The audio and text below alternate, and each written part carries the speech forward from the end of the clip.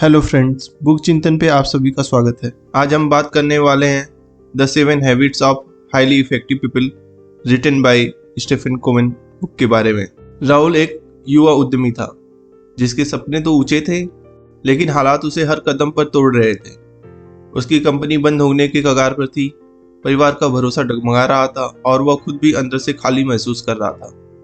एक दिन उसकी कंपनी का आखिरी क्लाइंट भी चला गया तो राहुल पूरी तरीके से टूट गया। उसी रात तेज बारिश हो रही थी और राहुल अपनी कार में बैठा स्टीयरिंग पर सिर टिकाए हुए खुद से हार मान चुका था। उसकी कंपनी बंद होने के कगार पर थी, बैंक अकाउंट लगभग खाली था और उसके करीबी लोग भी उससे दूर होने लगे थे। शायद मैं इसी लायक था, उसने खुद से कहा। वह ये सब बातें सोच ही रहा था कि तभी उसकी फोन की स्क्रीन टिमटिमा उठी। अनजान नंबर से कॉल आ रहा था। वह अनमने ढंग से फोन उठाने ही वाला था कि सोचा अब किसका ताना सुनना बाकी है, लेकिन किसी तरह उसने कॉल रिसीव कर लिया। यह एक अनजान नंबर से कॉल आया था। राहुल, मैं जानता हूं कि तुम हार मान चुके हो, लेकिन शायद यह एक किताब तुम्हारी जिंदगी बदल दे। फोन पर एक शांत लेकिन मजबूत आवाज गूंजी। राहुल कुछ बोल पाता इससे पहले ही फिर आवाज आई, सुबह 7 बजे पार्क में मुझसे मिलो अगर वाकई बदलना चाहते हो। फोन कट गया। राहुल कुछ देर फोन स्क्रीन को घूरता रहा। यह कौन था? लेकिन उसके भीतर कहीं ना कहीं एक हल्की सी उम्मीद जगी। सुबह सुबह जब सूरज हल्की रोशनी फैला रहा था, राहुल पार्क पहुंचा। वहां एक 60 साल के बुजुर्ग एक बेंच पर बैठे थे। उनकी आंखों में गजब की शांति थी। बैठो राहुल, उन्होंने मुस्कुराते हुए कहा। राहुल मेहता जी को नहीं जानता था, लेकिन वो उसके बारे में अपने बेटे से कई बार सुन चुके थे कि राहुल उसका फ्रेंड कितना मेहनती है और किस तरीके की परेशानियों में फंसा हुआ है। ऐसे ही बातों बातों में मेहता जी ने अपने बेटे से उसका नंबर ले लिया और उस दिन जब उनसे नहीं रहा गया तो उन्होंने कॉल कर लिया। मैं मेहता हूँ और शायद तुम्हारे जैसी स्थिति से गुजर चुका हूँ। एक समय था जब मैं भी हार मान चुका था, लेकिन फिर मुझे एक ऐसा ज्ञान मिला जिसने मेरी जिंदगी बदल दी। उन्होंने एक किताब राहुल की ओर बढ़ाई, 7 habits of highly effective people. अगर तुम सिर्फ इसे पढ़ोगे तो कुछ नहीं बदलेगा, लेकिन अगर इसे अपनाओगे तो तुम्हें दुनिया बदलते दिखेगी। यहीं से राहुल की जिंदगी का एक नया अध्याय शुरू हुआ। उस दिन राहुल ऑफिस करके अपने छोटे से अपार्टमेंट में लौटा। कमरे में हल्की रोशनी थी। उसकी कंपनी की फाइलें टेबल पर बिखरी पड़ी थी। उसने अपने जैकेट को कुर्सी पर फेंका, जूते उतारे और बिस्तर पर गिर पड़ा। किताब उसके हाथ में थी, लेकिन उसका मन अभी भी भारी था। यह कोशिश भी करके देख लेता हूँ, उसने मन ही मन खुद से कहा। राहुल ने किताब के पल्ले पन्ने को खोला। सिर्फ पढ़ने से कुछ नहीं बदलेगा। मिस्टर मेहता के शब्द उसके कानों में गूंज रहे थे। इसे अपनाना पड़ेगा। राहुल ने पहला चैप्टर पढ़ना शुरू किया। हैबिट 1, प्रोएक्टिव बनो। Be proactive. नियंत्रण अपने हाथ में लो। प्रोएक्टिव लोग हालात का रोना नहीं रोते, वे हालात बदलने के लिए कदम उठाते हैं। वह सोचने लगा, अब तक वह अपनी असफलताओं का दोष परिस्थितियों, लोगों और किस्मत पर डालता आया था, लेकिन असल में वह खुद अपनी स्थिति के लिए जिम्मेदार था। अगले ही दिन उसने अपनी कंपनी के कर्मचारियों को बुलाया और पहली बार बिना किसी बहाने के कहा, हमारी कंपनी मुश्किल में है, लेकिन हम इसे बदल सकते हैं। मुझे आपके आइडियाज चाहिए। पहली बार उसे लगा कि उसके हाथ में भी कुछ ताकत है। वह परिस्थितियों से भागने के बजाय उन्हें बदलने की जिम्मेदारी लेने को तैयार था। वह काफी पॉजिटिव फील कर रहा था। अब वह किताब का अगला चैप्टर पढ़ने के लिए उतावला था। उसने इस चैप्टर में पढ़ा हैबिट नंबर 2 के बारे में। अंत को ध्यान में रखकर शुरू करो। Begin with the and in mind. जिंदगी का लक्ष्य तय करो। पिछली रात के बदलाव से राहुल को जोश तो आया था, लेकिन अब आगे क्या? किताब के इस चैप्टर ने उसे सिखाया, जो लोग सफल होते हैं वे पहले अपने लक्ष्य को स्पष्ट करते हैं, फिर उसी के हिसाब से काम करते हैं। राहुल ने एक कोरा पेज निकाला और लिखा, मैं एक सफल बिजनेसमैन बनना चाहता हूँ, लेकिन सिर्फ पैसे के लिए नहीं, बल्कि ताकि मैं दूसरों की मदद कर सकूं। पहली बार उसे अपनी मंजिल दिखने लगी थी।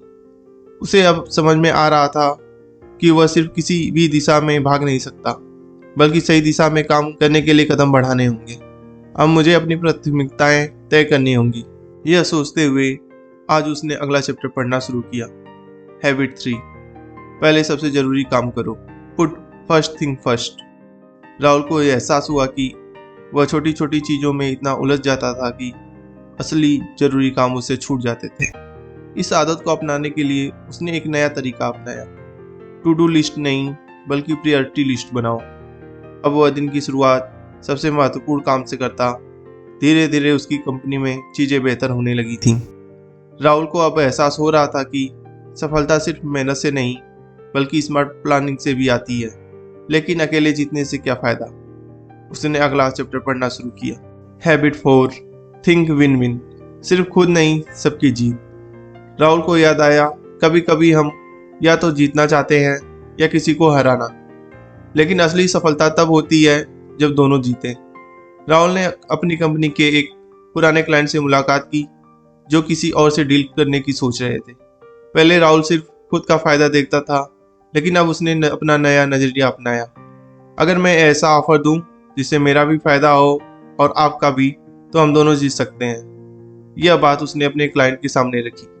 यह काम कर गया। क्लाइंट ने डील फिर से राहुल को दे दी। उसने सोचा, अगर मैं दूसरों के बारे में भी सोचूं तो शायद जिंदगी और भी आसान हो सकती है। लेकिन क्या मैं दूसरों को समझने में वाकई अच्छा हूँ? इसी उधेड़-बुन में घर आकर उसने बुक का अगला चैप्टर पढ़ा। हैबिट 5, पहले समझने की चाह रखो फिर समझो। Seek first to understand then to be understood. Rahul को एहसास हुआ कि वह हमेशा बहस में खुद को सही साबित करने की कोशिश करता था। इस चैप्टर को पढ़ने के बाद वह सोचने लगा, क्या मैंने कभी सामने वाले की बात को सच में समझने की कोशिश की है? आज ऑफिस में उसने अपनी टीम के साथ मीटिंग की और इस बार बिना टोके सबकी बात को ध्यान से सुना। लोगों ने महसूस किया कि राहुल अब सच में उनकी बात को समझने की कोशिश कर रहा है। अब उसकी टीम में एक अलग तरह की ऊर्जा थी, लेकिन उसे अभी भी एक चीज की कमी लग रही थी। क्या मैं टीम के साथ मिलकर बेहतर काम कर सकता हूँ? उसने यह सोचते हुए अगला चैप्टर पढ़ना शुरू किया। हैबिट 6, समन्वय बनाओ, सिनर्जाइज। साथ मिलकर असंभव को संभव बनाओ।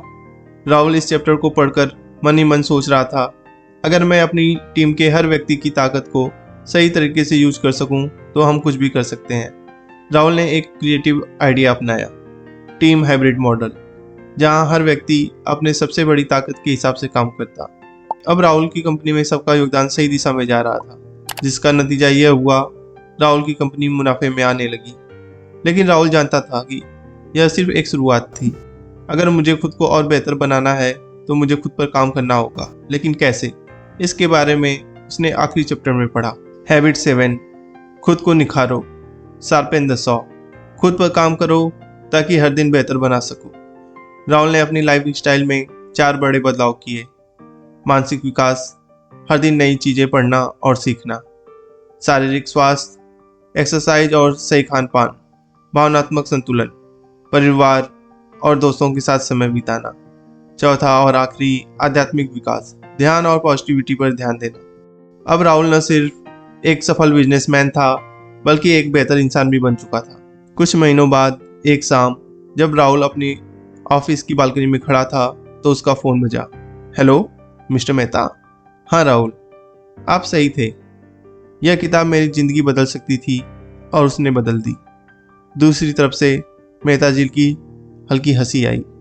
बेटा, किताब नहीं बदली, तुमने खुद को बदला है। राहुल मुस्कुराया। अब वह संघर्ष में टूटा हुआ राहुल नहीं था, बल्कि एक प्रोएक्टिव, विजनरी और सक्सेसफुल राहुल था। राहुल का सफर सिर्फ प्रोफेशनल सक्सेस तक सीमित नहीं था, बल्कि एक ऐसे इंसान बनने का था जो अपनी जिंदगी को बेहतर समझता था, जो अवेयर था और जो खुद को और दूसरों को समझने की कोशिश करता था। 7 हैबिट्स ने उसे सिर्फ एक बिजनेसमैन नहीं बल्कि एक नया इंसान भी बना दिया था। इस किताब की शानदार समरी सुनने के लिए आपका दिल से धन्यवाद। अगर आपको यह जानकारी उपयोगी लगी हो तो वीडियो को लाइक करें, चैनल को सब्सक्राइब करें और कमेंट में हमें बताएं कि इस किताब से आपने कौन सा सबसे बड़ा सबक सीखा। आपकी राय हमारे लिए बेहद महत्वपूर्ण है। हम अगली वीडियो में फिर मिलेंगे।